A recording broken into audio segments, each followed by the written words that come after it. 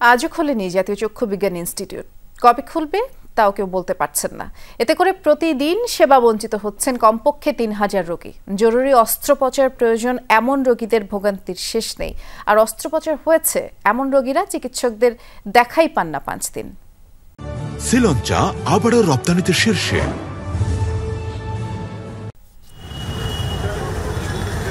রোববার সকাল ১১টা চোখের চিকিৎসার জন্য জামালপুর থেকে ঢাকায় এসেছেন মমতাজ বেগম, কিন্তু জাতীয় চক্ষু বিজ্ঞান ইনস্টিটিউটে এসে দেখেন প্রধান ফটকে তালা দেয়া। অপারেশন হয়েছে আজকে ৩ দিন, আজকে ডাক্তার দেখবো, আজকে তো সব বন্ধ। তার মতো এমন বিপাকে পড়েছেন আরও অনেকেই। বেশিরভাগই ঢাকার বাইরের রোগী, জানতেন না হাসপাতাল বন্ধ। অনেকের প্রয়োজন জরুরি অস্ত্রোপচার, অনেকে দীর্ঘদিন পর সিরিয়াল পেয়ে এসেছেন ভর্তির জন্য। হাসপাতাল যদি বন্ধ থাকে তো আমরা গরিব মানুষ কোথায় যাব? আজকে যে বন্ধ তো জানি না। এই টাকা পয়সা খরচ করে এসে ৩ দিন হয়ে গেল, এরকম কতদিন আর চলবে? হাসপাতালের ভেতরে গিয়ে দেখা গেল এক ভুতুড়ে পরিবেশ। বহির্বিভাগের যে জায়গায় পা ফেলার জায়গা থাকে না সেখানে নেই কেউ। বন্ধ প্রতিটি কক্ষ, আর ২৪ ঘন্টা খোলা থাকা জরুরি বিভাগেও তালা দেয়া। অস্ত্রোপচারের পর রোগীদের রাখা হয় এই কক্ষে। সেখানে পাওয়া গেল ৩ জন রোগীকে। টাঙ্গাইল থেকে আসা শাহজালালের অপারেশনের ৫ দিন পরও দেখা মেলেনি ডাক্তার, নার্স বা কোনো স্বাস্থ্যকর্মীর। সবার একই অবস্থা। মঙ্গলবারে আমাকে অপারেশন করেছে, বুধবারে আবার আমাকে ড্রেসিং পট্টি খুলবে।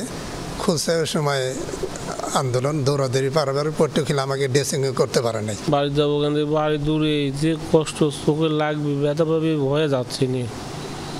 দেখছি আসে নাকি অপেক্ষাতে আছি।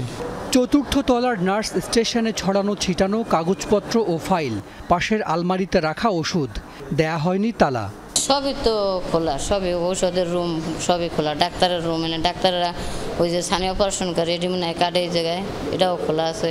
রুমের মাঝে 8-10টা মেশিনও আছে। তারপরে এই মেশিনগুলি আমরাই সাধারণ জনগণ, পাবলিক রুগী আমরাই দেখে শুনে রাখছি। চোখের চিকিৎসার একমাত্র জাতীয় এই প্রতিষ্ঠানে বেড ২৫০টি। প্রতিদিন ২০০-র বেশি অস্ত্রোপচার হয়। এখন বন্ধ সব সেবা। গণ অভ্যুত্থানে আহতদের ৫০ জন ছাড়া বর্তমানে সাধারণ রোগী ভর্তি ২৫ জন। বাকিরা ছেড়ে গেছেন হাসপাতাল। কোনো সিদ্ধান্ত হয়নি, এটা উচ্চ পর্যায়ের এক কমিটি স্বাস্থ্য মন্ত্রণালয় থেকে দেখভাল করছে।